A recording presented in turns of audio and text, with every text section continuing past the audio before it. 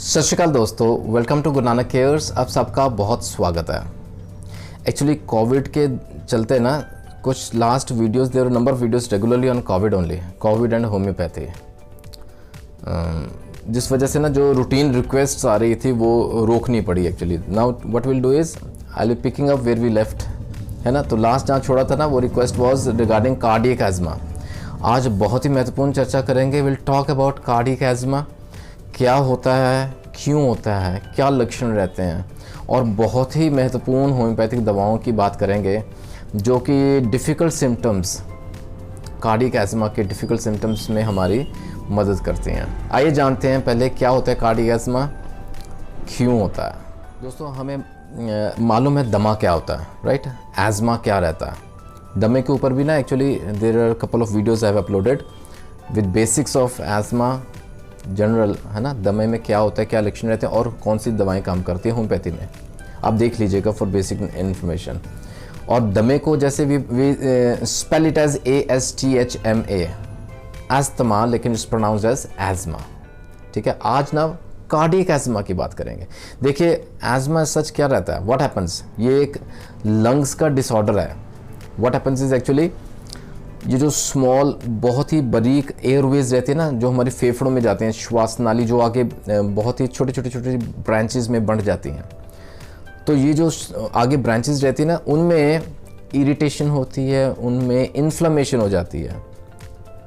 और कारण क्या रहता है, बिकॉज ऑफ सम एलर्जी, कोई एलर्जेंस हैं, कोई पॉल्यूटेंट्स हैं हवा में, because of that, and could be some exercise, उस वजह से भी ट्रिगर ऑन हो जाता है, कुड बी सम स्ट्रेस, है ना, या कोई अंडरलाइंग लंग्स का डिसऑर्डर है, कोई फेफड़ों की बीमारी है जिस वजह से ये छिड़ जाते हैं, ये इन्फ्लेम्ड हो जाते हैं।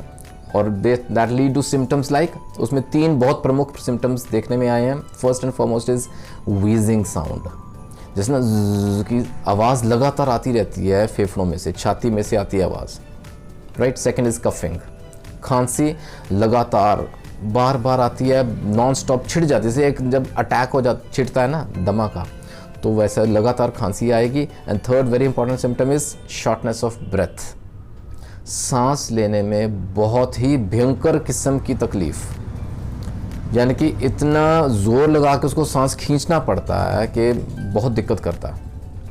These are the 3 primary symptoms that come around in cases of asthma. अब अगर ये तीनों सिम्टम्स रहें किसी पेशेंट में, लेकिन अंडरलाइंग कॉज ये पॉल्यूटेंट्स नहीं है, ये कोई एलर्जेंस नहीं है, लेकिन underlying cause is some cardiac disorder, कोई हृदय रोग से लिंक्ड कोई ऐसा डिसऑर्डर है पेशेंट में which has led to these symptoms, उसे हम टर्म देंगे, will call it cardiac asthma, ठीक है। दमे की सिम्टम्स रहते हैं, लेकिन कारण क्या है, कोई हृदय रोग, दिल की बीमारी की वजह से, इसे हम कार्डियक एज़मा कहते हैं, राइट। कार्डियक एज़मा को अगर समझना है ना तो इट रिमाइंड्स मी, मुझे याद आ रहा है एकदम बहुत ही बेहतरीन वीडियो था, आई हैड अपलोडेड शॉर्टली, जिसमें बात की थी द कार्डियक डिसऑर्डर्स, जिसमें बात की थी LVEF की, लेफ्ट वेंट्रिकल इजेक्शन फ्रैक्शन की, राइट, जिसमें बात की थी पल्मोनरी एडिमा की, राइट, जिसमें बात की थी कंजेस्टिव हार्ट फेलियर की। एक्चुअली ये 2-3 टर्म्स हैं ना, ये all are interlinked, one cause leads to another, second cause leads to third one. तो उसमें ना वो वीडियो देख लीजिएगा, मैं लिंक डाल रहा हूँ for basic information on these 3 terms.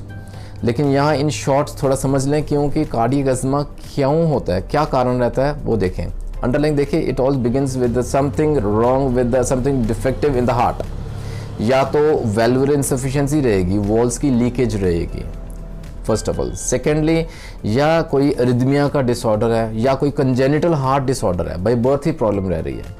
अब ये सब कारण रहते हैं जिस वजह से ना प्रॉपर पंपिंग एक्शन नहीं हो पाता हार्ट का, जितना ब्लड निकलना चाहिए हार्ट में से वो लेफ्ट वेंट्रिकल उतना प्रेशर से पंप नहीं कर पाती है, तो the amount of blood released into the body from the aorta is diminished, वो कम हो जाता है, राइट।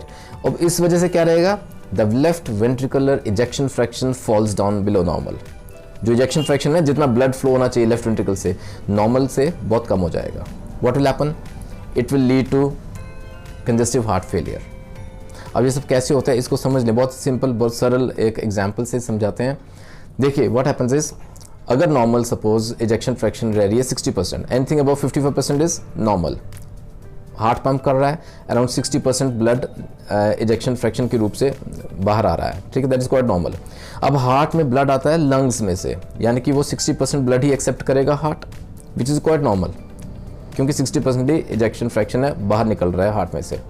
अब because of these reasons of valvular insufficiency या other links that we have just talked about, इन कारणों की वजह से अगर ejection fraction falls to 30% for example, ठीक है, नॉर्मल से 60 से 30% फॉल कर गई है, यानी कि ये 30% ही हार्ट पंप कर रहा है, 30% ही ब्लड इजेक्ट हो रहा है. इट मीन्स 30% ही ब्लड ये एक्सेप्ट करेगा. Heart will accept only 30% of the blood. और ये कहाँ से आ रहा है? फेफड़ों से आ रहा है. The oxygenated blood is flowing into the heart from the lungs. अब ये 30% ही एक्सेप्ट करेगा लंग्स में से, राइट? तो बाकी कहाँ जाएगा? It will build up a load on the lungs. वो फेफड़ों में जमा होना शुरू हो जाएगा, वो फ्लूइड जमा होना शुरू हो जाएगा, फेफड़ों में पानी भर जाना जिसे हम कहते हैं. देखिए जैसे कई सड़कें एक सिंगल रोड में ज्वाइन करती है ना, तो वहाँ ट्रैफिक का कंजेशन हो जाता है, लाजमी है. तो यहाँ पे क्या हो रहा है, वो फ्लूइड जो है ना वो कंजेशन हो रहा है, कंजेस्टेड हो रहा है, जो हार्ट की में सप्लाई कर रहा है ब्लड, राइट? उस ब्लड वेसल में कंजेशन हो रही है. This we call it as congestive heart failure. फेफड़ों पे जोर पड़ रहा है, लोड बढ़ रहा है, we call that lead to pulmonary oedema, right? तो तीनों टर्म्स आ गए. Congestive heart failure, the LVF is also linked and that leads to pulmonary oedema. अब ये सब चीज़ें इकट्ठे उभर के अगर पेशेंट में आती हैं तो सिम्टम्स क्या देखने में आते हैं? The same 3 symptoms come, that is the wheezing sound is there, the coughing is there and third is shortness of breath is there. अब ये तीनों सिम्टम्स दमा के हैं, लेकिन पेशेंट दमा का नहीं है, पेशेंट हृदय रोग से पीड़ित है. So this is called cardiac asthma. I hope I am clear. तो अगर किसी हृदय रोग से पीड़ित पेशेंट, कोई मरीज है ना, जो हार्ट पेशेंट है, उसमें अगर ऐसे सिम्टम्स आ रहे हैं, वीजिंग साउंड आ रही है, कफिंग हो रही है या शॉर्टनेस ऑफ ब्रेथ रह रही है, यानी कि कार्डियक एज़मा का अगर पेशेंट है, तो ये दवाएं अपने पास ज़रूर रखें. अच्छा, before we come to the medicine part, a very important note दोस्तों, याद रखें, this is a very serious disorder. तो इसमें सेल्फ मेडिकेशन का तो सवाल ही नहीं पैदा होता. Give your case, talk to your physician और take this medicine only strictly under medical supervision. आइए बहुत महत्वपूर्ण होम्योपैथिक दवाओं की बात करते हैं. The top 5 very important homeopathic remedies जो कार्डियक एज़मा में हमें राहत पहुंचाएंगी. First and foremost aspidosperma. अब हम सब वाकिफ़ हैं इस टर्म से. Aspidosperma is a magnificent homeopathic remedy. Actually it is meant for cardiac asthma. जो अंडरलाइंग कार्डियक डिसऑर्डर है ना, उस वजह से सिम्टम्स रहते हैं शॉर्टनेस ऑफ ब्रेथ. अब लंग्स पूरी तरह काम नहीं कर रहे, इनहेल एक्सेल प्रॉपरली नहीं हो पा रहा, जिस वजह से ऑक्सीजन की कमी रह रही है ब्लड में. सो ऑक्सीजन सैचुरेशन गिर रहा है पेशेंट में. So all these things are related. Keeping in to mind this very difficult symptoms. इसमें ना गाइडिंग सिम्टम याद रखें. There will be shortness of breath on least exertion. Aspidosperma Q form mother tincture में अपने पास रखें. Second very important medicine is chininum arsenicosum. We can call it china ars, है ना. 30 पोटेंसी में हम अपने पास रख सकते हैं.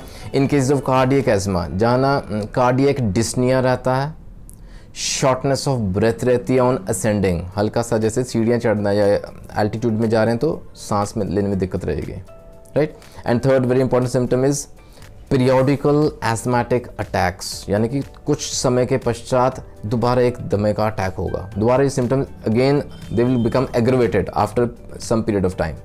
पीरियोडिकल एस्थमेटिक अटैक्स, वहाँ चाइना आर्स बहुत महत्वपूर्ण रोल अदा करती है दोस्तों.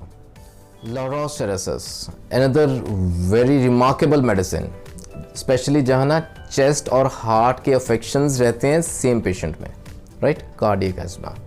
देन जहाँ ना अंडरलाइंग वैल्वुलर इनसफिशिएंसी है, वैल्वुलर डिजीज़ हैं जिस वजह से कफ बहुत बनता है, खांसी भी बहुत ज़्यादा आती है, वहाँ हम लॉरोसेरेसिस देंगे. एंड थर्डली, जहाँ पेशेंट को ना सांस लेने में ही नीड टू गैस्प, बहुत ज़ोर लगा के गेपिंग रहती है, मुंह खोल के ज़ोर लगा के सांस अंदर खींचता है, गैस्पिंग फॉर ब्रेथ रहती है, very peculiar symptom. Laurocerasus Q form में रखें मदर टिंचर।